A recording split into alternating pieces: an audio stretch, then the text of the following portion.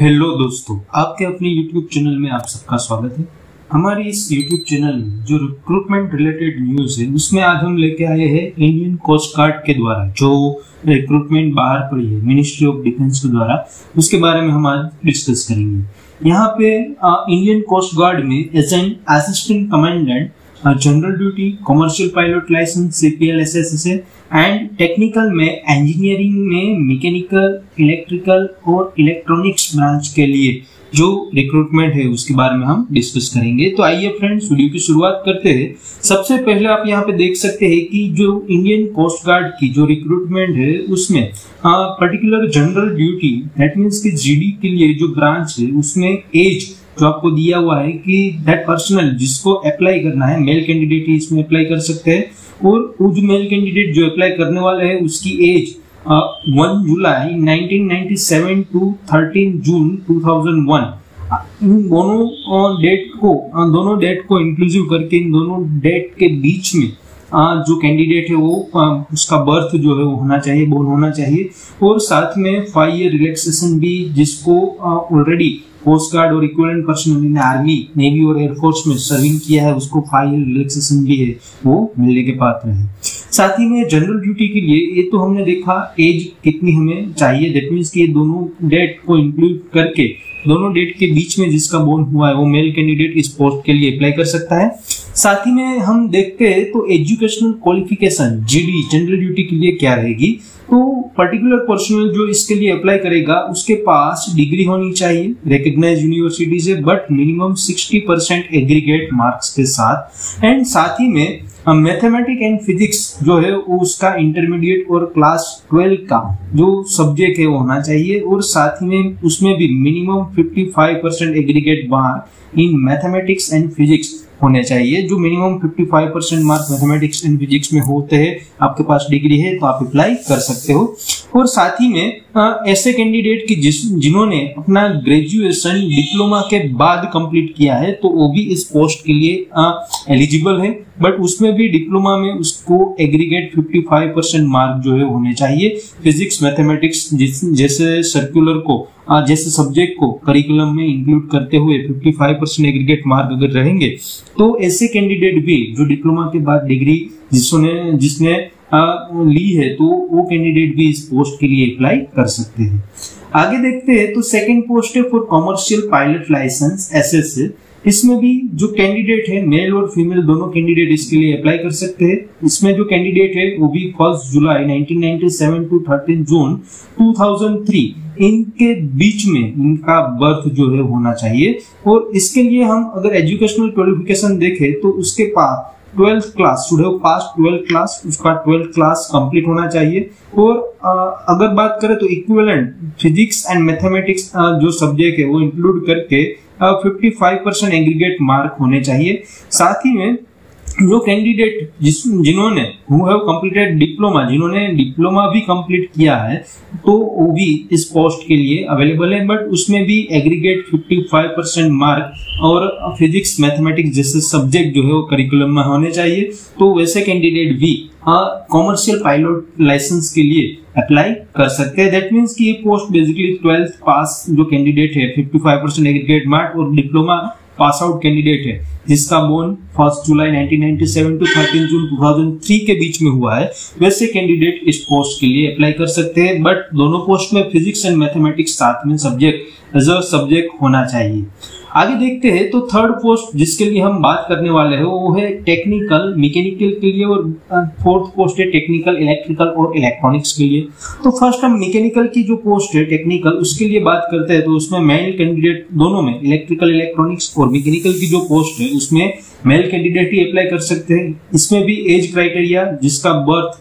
1 जुलाई 1997 to 13 जून 2001 के बीच में जिसका बोर्न हुआ है दोनों पोस्ट के लिए वो कैंडिडेट इसमें अप्लाई कर सकते हैं। अगर हम टेक्निकल मैकेनिकल की पोस्ट जो है उसके बारे में यहाँ पे डिस्कस करें तो ऐसे कैंडिडेट के जिसके पास मैकेनिकल की इंजीनियरिंग डिग्री जिसके पास है, recognised university and naval architecture, that means कि नेवल आर्किटेक्चर में डिग्री है, मैकेनिकल में है और मरीन में, ऑटोमोटिव और मैकाट्रॉनिक्स और इंडस्ट्रियल और प्रोडक्शन और मेटालॉजी और डिजाइन और एरोनॉटिकल और एरोस्पेस, ये सब ब्रांचेस है जिसमें जिस कैंडिडेट के पास ये इनमें से कोई भी ब्रांच की इंजीनियरिंग डिग्री है मिनिमम 60% एग्रीगेट मार्क के साथ, तो वैसे कैंडिडेट इस पोस्ट के लिए अप्लाई कर सकते हैं। और साथ ही में हम बोल सकते हैं यहाँ पे कि और equivalent qualification any of the above discipline recognised by the Institute of the Engineers India are exempted for Section A and B and their associate membership examination AMIE, तो वैसे कैंडिडेट भी इस पोस्ट के लिए अप्लाई कर सकते हैं। Same way technical electrical and electronics की बात करें तो एज क्राइटेरिया तो सेम ही है, इसमें भी मेल कैंडिडेट अप्लाई कर सकते हैं, बट इसमें जो इंजीनियरिंग डिग्री है वो या तो electrical, electronics, telecommunication, instrumentation and control, electronics and communication, that means कि EC, power engineering, power electronics, ऐसी जो ब्रांचेस है उसमें जिन्होंने इंजीनियरिंग की डिग्री ली है तो ऐसे कैंडिडेट इस पोस्ट के लिए अप्लाई कर सकते हैं। इसमें भी मिनिमम 60% एग्रीगेट मार्क्स जो है वो होने चाहिए। तो ये दोनों पोस्ट टेक्निकल मैकेनिकल और टेक्निकल इलेक्ट्रिकल, जो हमारे टेक्निकल दैट मींस कि इंजीनियरिंग के जो स्टूडेंट है जिसका बोर्न 1 जुलाई 1997 टू 30 जून 2001 के बीच में हुआ है, तो ऐसे कैंडिडेट इस पोस्ट के लिए अप्लाई कर सकते हैं। और साथ ही में फिफ्थ जो है वो लो एंट्री के लिए है, तो उसमें भी आपको एज क्राइटेरिया भी दिया हुआ है। और साथ ही में जो लो में जिसके पास डिग्री हो मिनिमम 60% एग्रीगेट मार्क के साथ, इस मेल और फीमेल कैंडिडेट जो है वो इस पोस्ट के लिए अप्लाई कर सकते हैं। डेट मीन्स कि यहाँ पे बेसिकली हमारा फोकस जो है तो वो फोकस हमारा टेक्निकल मैकेनिकल और टेक्निकल इलेक्ट्रिकल इलेक्ट्रॉनिक्स की पोस्ट के लिए यहाँ पे जो हमारा फोकस है वो रहेगा कि हमारे जो स्टूडेंट है जिसने इलेक्ट्रिकल या मैकेनिकल में डिग्री की रखी है, तो वैसे हमारे स्टूडेंट हमारे जो कैंडिडेट है वो इस पोस्ट के लिए कोस्ट गार्ड में अप्लाई कर सकते हैं। बेसिकली यहाँ पे अगर आपकी जो अपॉइंटमेंट रहेगी वो एसएस है, दैट मींस की शॉर्ट सर्विस अपॉइंटमेंट जो है वो रहेगी एज एन असिस्टेंट कमांडेंट। यहाँ पे आपका जो टेंचर रहेगा जॉब का वो 8 साल 8 ईयर का रहेगा और वो 10 साल और फर्दर 14th ईयर 14 साल के लिए उसको हम एक्सटेंड कोस्ट गार्ड के द्वारा किया जा सकता है। दैट मीन्स कि आपको एसएससी के तहत असिस्टेंट कमांडेंट की पोस्ट मिलेगी, मिनिमम पीरियड 8 ईयर 8 साल का रहेगा, उसको आप एक्सटेंड करके 10 ईयर और 14th ईयर तक ले जा सकते हो। साथ ही में यहाँ पे जो पोस्ट वाइज जो कैटेगरी जो वैकेंसीज है तो हम देखते हैं यहाँ पे जनरल ड्यूटी जीडी की जो पोस्ट है और सीपीएल कॉमर्शियल पायलट लाइसेंस की जो पोस्ट है उसमें एससी कैंडिडेट की 7 वैकेंसी है, एसटी की 4 वैकेंसी है, ओबीसी कैंडिडेट 14th वैकेंसी है, ईडब्ल्यूएस की 3 वैकेंसी है, यूआर की 22 है। तो टोटल जनरल ड्यूटी और साथ ही में बात करें तो सीपीएल कॉमर्शियल पायलट लाइसेंस के लिए टोटल 50 जितनी पोस्ट जो है कोस्ट गार्ड में अभी अवेलेबल है। बाद में हम बात करते हैं टेक्निकल इंजीनियरिंग और मैकेनिकल और इलेक्ट्रिकल और इलेक्ट्रॉनिक्स की पोस्ट के लिए, तो उसमें हम देखते हैं यहाँ पे एससी कैंडिडेट के लिए 3 पोस्ट है, एसटी की 2 पोस्ट, ओबीसी की 5, ईडब्ल्यूएस की 1, यूआर की 9 और टोटल जो पोस्ट है टेक्निकल पोस्ट होगी 20 जितनी पोस्ट जो है वो अवेलेबल है। और लॉ के लिए ओनली 1 ओबीसी कैंडिडेट के लिए पोस्ट अवेलेबल है, तो टोटल वैकेंसी 1 है। दैट मीन्स कि आप सब जो इंजीनियरिंग जिसने किया है वो सब बेसिकली जीडी जनरल ड्यूटी में भी अप्लाई कर सकते हैं और टेक्निकल मैकेनिकल और इलेक्ट्रॉनिक रिस्पेक्टिव योर ब्रांच आप उसमें भी अप्लाई कर सकते हो। तो आपके पास वो बहुत बड़ी अपॉर्चुनिटी जो है वो रहेगी। अब क्वेश्चन होता है कि हम अगर हमें अप्लाई करना है तो किस तरह से हम इसमें अप्लाई कर सकते हैं। तो एप्लीकेशन जो है ऑनलाइन मोड से आपको अप्लाई करना है। बिटवीन 17 अगस्त से लेके 7 सितंबर तक आप अप्लाई कर सकते हो। यहाँ पे आपको जो वेबसाइट दी हुई है joinindiancoastguard.cdsc.in उस पे जाके आप जो इंस्ट्रक्शन दी गई है तो उस पे जाके आप वहां पे रजिस्ट्रेशन कर सकते हैं अपने ईमेल आईडी और मोबाइल नंबर से, और जो डिटेल्स है वो आप फिलअप कर सकते हैं। साथ ही में यहाँ पे जो कैंडिडेट है वो में apply only 1 post, that means कि आप कोई एक पोस्ट के लिए ही अप्लाई कर सकते हो।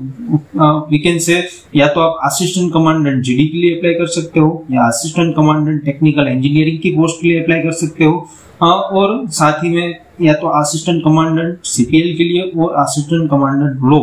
ये सभी जो पोस्ट है उसमें से कोई एक पोस्ट के लिए ही आप एप्लीकेशन जो है वो फिल कर सकते हो। साथ ही में अगर आपने जो मल्टीपल एप्लीकेशन, आपने पर्टिकुलर रिक्रूटमेंट को ध्यान में रख के मल्टीपल एप्लीकेशन अगर आपने की है, तो देन जो लेटेस्ट एप्लीकेशन है वो लेटेस्ट एप्लीकेशन आपकी एक्सेप्टेड रहेगी, और जो प्रीवियसली फिल्ड जो एप्लीकेशन है वो आपकी रिजेक्ट हो जाएगी। दैट मीन्स कि आप अगर 3-4 एप्लीकेशन करते भी हो तो जो लेटेस्ट एप्लीकेशन है वही आपकी यहाँ पे कंसिडर होगी। साथ ही में जो डॉक्यूमेंट है वो डॉक्यूमेंट भी आपको यहाँ पे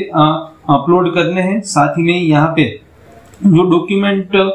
we can say candidate will require to upload document in 2 phases, 2 phases में डॉक्यूमेंट अपलोड करने हैं। जो यहाँ पे हम देख सकते हैं कि जो फ्यू डॉक्यूमेंट है, कुछ डॉक्यूमेंट ऐसे रहेंगे कि जो ऑनलाइन एप्लीकेशन के स्टेज में रिक्वायर्ड रहेंगे, और कुछ डॉक्यूमेंट ऐसे रहेंगे कि जो शॉर्ट लिस्टेड है फॉर स्टेज 2। ये स्टेज 1 की एग्जाम रहेगी, उसके बाद स्टेज 2 में जो शॉर्ट लिस्टेड होंगे तो वहां पे कुछ डॉक्यूमेंट आपको रिक्वायर्ड रहेंगे। और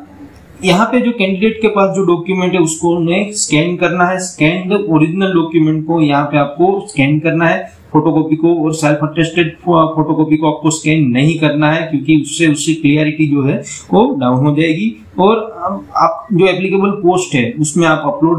आपको करना है, और आप अपनी ऑनलाइन एप्लीकेशन जो है फिलअप कर सकते हैं। सो फ्रेंड्स, यहाँ पे इंडियन कोस्ट गार्ड की जो रिक्रूटमेंट है हम देखें तो टोटल 70 जितनी रिक्रूटमेंट जो है वो हमें हमारे लिए वो अप्रोचेबल है, जिसमें जनरल ड्यूटी की 50 वैकेंसीज है, और साथ ही में टेक्निकल पोस्ट की 20 वैकेंसी है, तो उसमें रिलेवेंट में आप अप्लाई कर सकते हो। और ऑनलाइन एप्लीकेशन आपको करनी है ज्वाइन इंडियन कोस्ट गार्ड